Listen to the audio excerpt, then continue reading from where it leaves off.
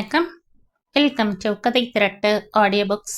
இந்த வீடியோவில் நம்ம என்ன கதை கேட்க போகிறோம்னா, இடம் மாறும் நியாயங்கள் சிறுகதை. நம்ம சேனலை இது வரைக்கும் சப்ஸ்கிரைப் பண்ணாதவங்க சப்ஸ்கிரைப் பண்ணுங்க. பக்கத்தில் இருக்கிற பெல் ஐக்கானை கிளிக் பண்ணி ஆல்ங்கிற ஆப்ஷனை ப்ரெஸ் பண்ணுங்க. ஸோ தட் நான் போடுற கதைகளை உடனுக்குடனே நீங்கள் கேட்கலாம். வாங்க கதைக்குள்ளே போகலாம். கோவிலை விட்டு வெளியில் வந்ததும் நந்தினியின் கண்கள் அனிச்சையாய் கோவில் எதிர்பக்க சந்தின் மீது பட்டு லேசான பயத்துடன் திரும்பியது. அவள் பார்வை சென்று திரும்பிய திசையை பார்த்த அம்மா வேணி, நந்தினி, அங்கென்ன பார்வை? எதை வேணாம்னு சொல்றமோ அதை நோக்கி நகர்றதே உன்ன மாதிரி பிள்ளைகளுக்கு வேலையா போச்சு. முதல்ல இப்படி திரும்பி சாமிய பாரு. 10வது பரீட்சையில நல்ல மார்க் வாங்கணும்னு பிரார்த்தனை பண்ணு என்ற அதட்டல் காதுகளில் ஏறியது. ஆனால் மனசில் ஏறவில்லை. வெளியில் வந்து செருப்பு மாட்டி அப்பா பிரபு நகர இருவரும் பின் தொடர்ந்தனர். வண்டியில் ஏறியதும் அனிச்சையாய் திரும்பி பார்த்தாள் நந்தினி. தெருவிளக்கு வெளிச்சத்தில் அவள் இப்போது நன்றாக தெரிந்தாள். எண்ணெய் கண்டு பல நாட்களான தலை, அழுக்கான உடல், வெறித்த பார்வை, மட்டி துணியில் சாயம் போய் கிடந்த நைற்றி, அதற்கு மேல் ஆண்கள் அணியும் ஒரு கிழிந்த மேல் சட்டை. நந்தினி நித்தமும் இந்த வழியாகத்தான் பள்ளிக்கூடம் செல்ல வேண்டும். கிட்டத்தட்ட 10 ஆண்டுகளாய் இந்த வழியாகத்தான் போய் வருகிறாள். ஆனால் இந்த பெண்ணை 4-5 மாதமாகத்தான் பார்க்கிறாள். முதலில் சின்ன ஆச்சரியத்தையும் பிறகு அச்சத்தையும் ஏற்படுத்தினாள் அந்த பெண். பேரும் தெரியாது, ஊரும் தெரியாது. இத்தனை நாள் எங்கிருந்தாள், இனி எங்கு போவாள் என்றும் தெரியாது. மழை நாளின் பாதையில் பூத்த நாய் குடை காளான் போல எங்கிருந்தோ சட்டென்று முளைத்து கவனம் ஈர்த்து கொண்டிருந்தாள். திருவிளக்கின் கீழ் படையெடுத்து கொண்டிருந்த கொசு கூட்டம் அவளை பதம் பார்த்து கொண்டிருந்தது. ஆனால் அதை அவள் சட்டை செய்யாமல் எங்கோ வெறித்தபடி அமர்ந்திருந்தாள். வீட்டில் அறைக்கு ஒன்றாய் அனல் மூட்டும் கொசு விரட்டிகளும் மின் மட்டைகளும் சுற்றி சுற்றி களைக்கும் மின் விசிறிகள் இருந்தாலும் போதாதெனும் போது இவளால் மட்டும் எப்படி முடிகிறது என்ற கேள்வி எழுந்தது நந்தினிக்கு. பள்ளி விட்டு வரும்போது பெரும்பாலும் தெருவோரம் படுத்து கிடப்பாள். சில நேரம் யாராவது தந்ததை சாப்பிட்டபடி இருப்பாள். மாலையில் பள்ளி தோழியரோடு வரும்போது அவளை சன்னமாய் திரும்பி பார்த்தபடி வேகமாய் நடையை விரைந்து போடுவாள். அந்த சமயங்களில் இவள் என்ன செய்துவிட்டாள், எதற்காக இவளை கண்டு இத்தனை அஞ்சுகிறோம் என மனதிற்குள் கேள்வி எழும். வீட்டிற்கு வந்து மின் விசிறியை சுழல விட்டதும் அந்த பெண்ணின் நினைவு தன்னிச்சையாக மனதில் வந்து போனது. யோசனையாய் விட்டத்தை வெறித்து நின்றவளின் தலையில் தட்டினாள் அம்மா. என்ன யோசனை நந்து? இல்லம்மா, அந்த பைத்தியம் நாம பார்த்தோமில்ல, அது இந்த நேரத்துல என்ன பண்ணோம்? இவளுடைய கேள்வி வேணியின் நெற்றியை லேசாக சுருங்க வைத்தது. இப்ப எதுக்கு உனக்கு இந்த சிந்தனை அங்க போகுது? இல்லம்மா, சும்மா கேட்டேன். பைத்தியம் எல்லாம் என்ன பண்ணும்னு என்ன கேட்காத, உன் அப்பாவை கேளு, அவர்தான் சரியா சொல்வாரு என்றாள். அவ சரியாத்தான் கேட்டிருக்கா.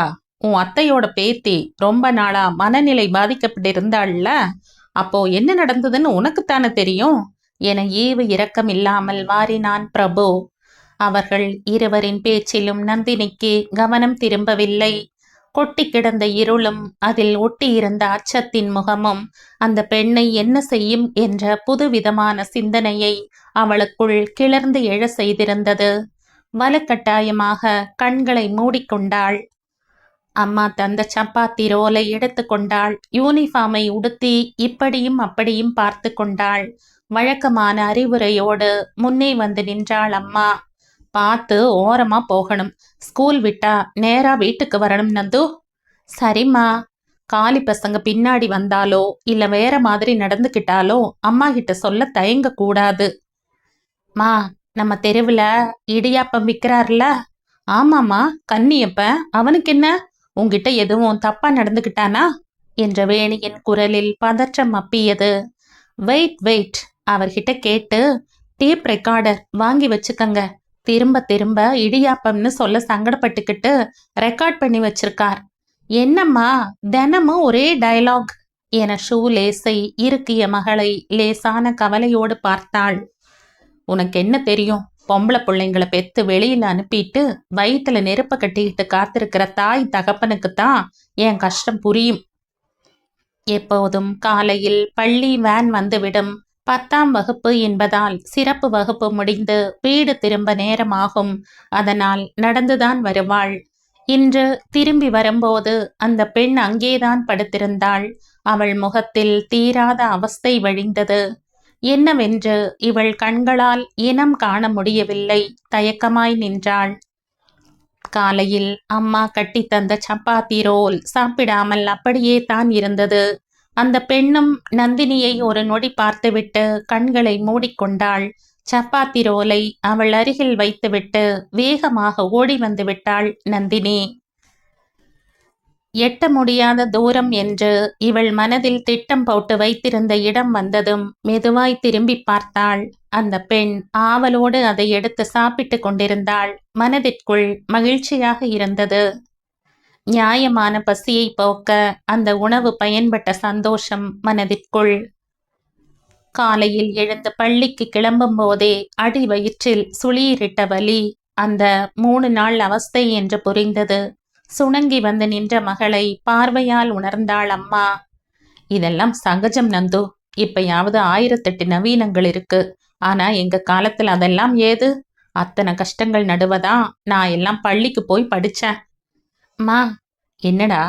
அந்த பொண்ணு அங்க உட்கார்ந்து இருக்குல்ல, அதுக்கும் இதே மாதிரி கஷ்டமெல்லாம் இருக்கும் தானே? அந்த வெட்ட வெளியில இதுக்கெல்லாம் அவங்க எங்கம்மா போவாங்க என அவள் கேட்டபோது துணுக்குற்று போனாள் வேணி. நந்துமா, இப்ப எல்லாம் நீ தேவையில்லாத விஷயங்களை நிறைய சிந்திக்கிற. எதுவாக விரும்புகிறாயோ அதுவாகவே நீ மாறுகிறாய்ன்னு கேள்விப்பட்டதில்லையா? நீ ஏன் பைத்தியத்து இடத்துல உன்னை வச்சே சிந்திக்கிற?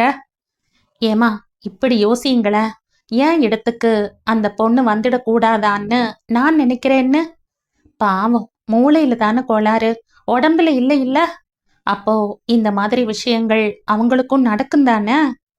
மகளின் கேள்வியில் திணறி போனாள். மாலையில் வீடு திரும்பும்போது அம்மாவுக்கு தெரியாமல் எடுத்து வைத்திருந்த நாப்கின் பாக்கெட்டை அந்த பெண் முன் வைத்துவிட்டு வேகமாய் இடத்தை கடந்தாள். வழக்கமான பாதுகாப்பு எல்லைக்கு வந்ததும் திரும்பி பார்த்தாள்.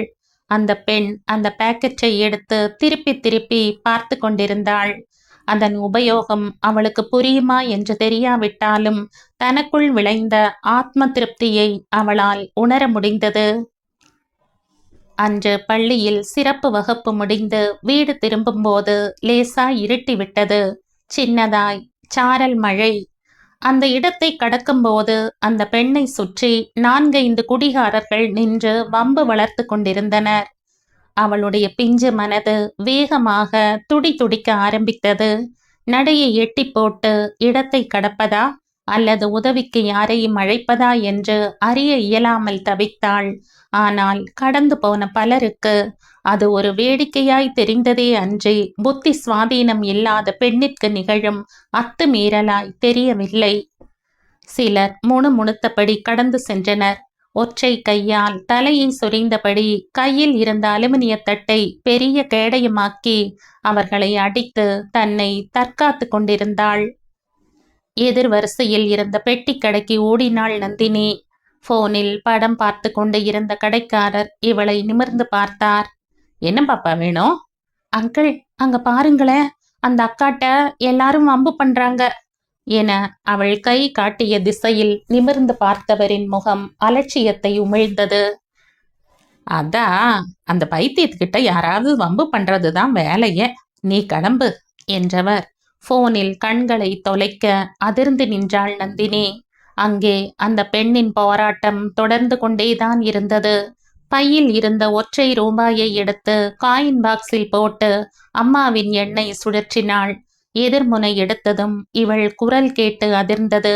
உடனே புறப்பட்டு வர சொன்னாள். அடுத்த 10வது நிமிடம் ஆட்டோவில் வந்து இறங்கினாள் வேணி. அதற்குள் நிறையவே வியர்த்திருந்தாள். தாய்மையின் பரிதவிப்பு அவள் பதற்றத்தில் அப்பட்டமாக தெரிந்தது. மகளை அங்கே முழுசாய் பார்த்ததும் தான் நிம்மதியே பிறந்தது. நந்தினி, என்னடா ஆச்சு? அம்மா அங்க பாருங்களேன் என மகள் கை நீட்டிய இடத்தை பார்த்தவளுக்கு இப்போது நெஞ்சு குழியில் பதற்றம் ஓட்டி கொண்டது. அட கடவுளே, நந்தினி, நீ என்ன பண்ணிட்டு இங்க நிக்கிற? முதல்ல கிளம்பு. மகளின் கைகளை பற்றி இழுத்தாள். நந்தினியின் முகத்தில் குழப்ப ரேகை படர்ந்தது. அம்மா, அவங்களுக்கு உதவ வேணாமா? என்னத்த உதவுறது? முதல்ல நம்ம பாதுகாத்துக்கணும். அதுதான் புத்திசாலித்தனம். எல்லாரையும் மனுஷங்களா பார்க்கணும். அதுதாம்மா மனிதாபிமானம். குழந்தைகளின் புத்திசாலித்தனத்தை எல்லா நேரங்களிலும் பெற்றவர்கள் ரசிப்பதில்லை. இப்ப நீ நடக்க போறியா இல்ல உன் அப்பாவுக்கு போன் பண்ணவா? அம்மாவின் வார்த்தைகளில் அவள் அமைதியானாலும் மனம் என்னவோ அந்த காட்சியிலிருந்து விலக முடியாமல் தவித்தது. அவளுடைய அமைதி வேணியை என்னவோ செய்தது. நந்தினி, நீ சின்ன பொண்ணு, இதையெல்லாம் மனசுல போட்டு குழப்பிக்க கூடாது. மகளின் கைகளை ஆதரவாக பற்றி கொண்டாள். தெளிவா புரிஞ்சுகிட்ட. எளியவங்களுக்கு இந்த உலகத்துல எதுவுமே இல்லை. பசி, தாகம், உபாதை, வலி, கற்பு எல்லாம் நமக்கு இருக்குன்னு முதல்ல இந்த உலகம் புரிஞ்சுக்கணும்னா நிறைய பணம் வேணும் இல்லையாமா என்ற அந்த கேள்வியில் தொக்கி கிடந்த வலியும் குழப்பமும் ஒரு நிமிஷம் வேணியை உலுக்கியது. எல்லாருக்கும் எல்லாமே பொதுதானே. மனநலம் இல்லாத அந்த ஏழை பொண்ணுகிட்ட இருக்கிற கற்பு மட்டும் விலை மலிவானதா என்ன? தன்னை பாதுகாக்க முடியாத அவளை யாருமே ஏன் ஒரு பொருட்டா நினைக்க மாட்டேங்கிறாங்க? அவளுக்கும் வலி, பசி எல்லாமே இருக்கும். ஆனா சொல்ல தெரியல. பாவம். நந்தினியின் வார்த்தையில் நெகிழ்ந்து போனாள் வேணி. நமக்கு நடக்கக்கூடாது என்று ஆசைப்பட்ட கோரங்கள் மற்ற யார் வாழ்விலும் நடக்காமல் காப்பாற்ற தவறிய யாருக்கும் தனக்கான பாதுகாப்பை யாசிக்க எந்த அருகதையும் இல்லை. வேகமாக மொபைலை எடுத்து காவலன் செயலியை அழுத்தினாள்.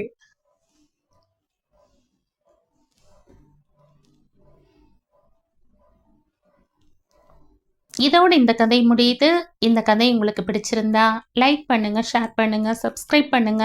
மற்றும் ஒரு இன்ட்ரெஸ்டிங்கான கதையோட அடுத்த வீடியோல சந்திப்போம். பை. தேங்க்யூ.